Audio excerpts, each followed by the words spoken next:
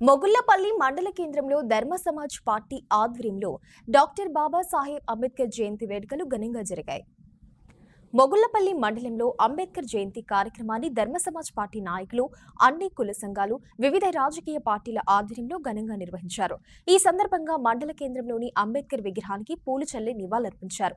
ఆదిలాబాద్లో జరిగే డాక్టర్ విశారదన్ మహారాజు మా భూమి రథయాత్ర 1,00,000 కిలోమీటర్ల కార్యక్రమానికి మొగుళ్లపల్లి నుండి ధర్మ సమాజ్ పార్టీ నాయకులు బయలుదేరారు. ఈ కార్యక్రమంలో Chityala market vice chairman MD Rafi, BJP Bhupalpalli నియోజకవర్గ కన్వీనర్ మోరే రవీందర్ రెడ్డి, కాంగ్రెస్ జిల్లా నాయకులు తక్కలపల్లి రాజు తదితరులు పాల్గొన్నారు.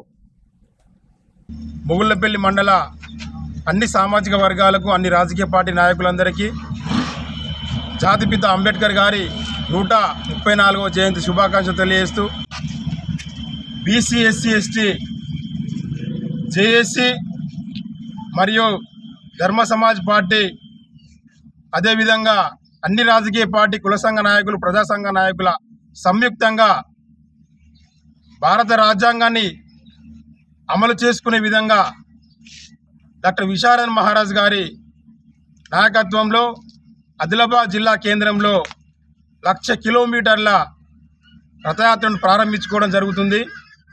ఆ రథయాత్రకు మొగుళ్లపల్లి మండలంలో నుండి కూడా అన్ని సామాజిక వర్గాల నుండి, అన్ని రాజకీయ పార్టీల సపోర్ట్తోని ఇక్కడ నుండి మేము వెళ్ళడం జరుగుతుంది అని తెలియజేస్తూ, ముఖ్యంగా ఈ 1,00,000 కిలోమీటర్ల రథయాత్ర ఎందుకంటే సాధించుకున్న తెలంగాణలో సబ్బండ వర్గాల వాటా ఎంత అని ఒక పెద్ద నినాదంతో ఈ రథయాత్ర ప్రారంభమవుతుంది.